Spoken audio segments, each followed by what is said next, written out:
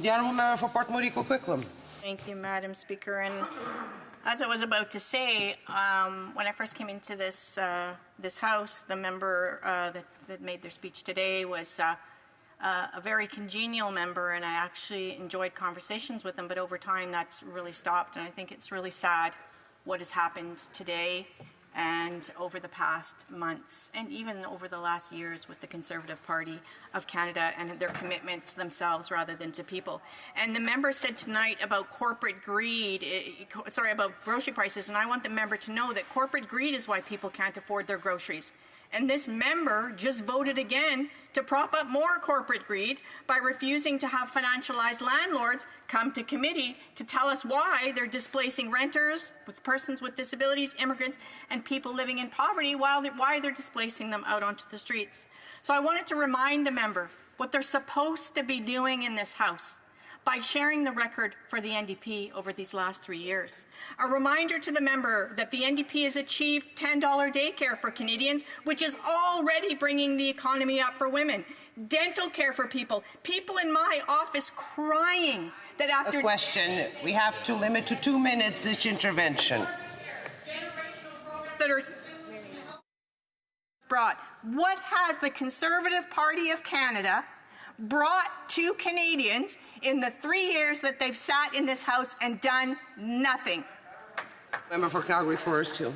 Madam Speaker, what's sad is that the leader of the NDP put on this theatrical performance that he learned from this former drama teacher Prime Minister, pretended to rip up their agreement, only to tape it up once again once they used the people of Elmwood Transcona for their votes, to go back with the most corrupt Prime Minister in Canadian history.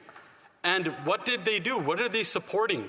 They're supporting the doubling of housing costs on Canadians. They're supporting the quadrupling of the carbon tax scam.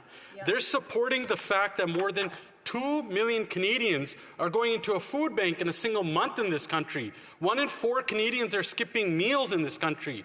1 in 5 kids are living in poverty. Those are the policies that this Liberal government has brought about in our country, that the NDP has supported. And why? Because the leader of the NDP is greedy for his $2 million pension. That is all what this is about. That's why he continues to prop up this Prime Minister, and that's why Canadians are suffering so bad. Point of order from the Honourable Member for London Fanshawe. This has to function based on facts, and that was absolutely untrue, and I want him to retract it and apologize for saying something that he knows is untrue. I'll give the opportunity to the Honourable Member for Calgary Forest Lawn to finish his answer in 20 seconds. Madam Speaker, facts speak for themselves. This Liberal NDP government has doubled housing costs. They have doubled the national debt. They are the ones who forced Canadians into a food bank, and they want to quadruple the carbon tax scam. Let's call a carbon tax election now so common sense Conservatives can axe a tax for good, and we can kick this Liberal NDP coalition to the curb.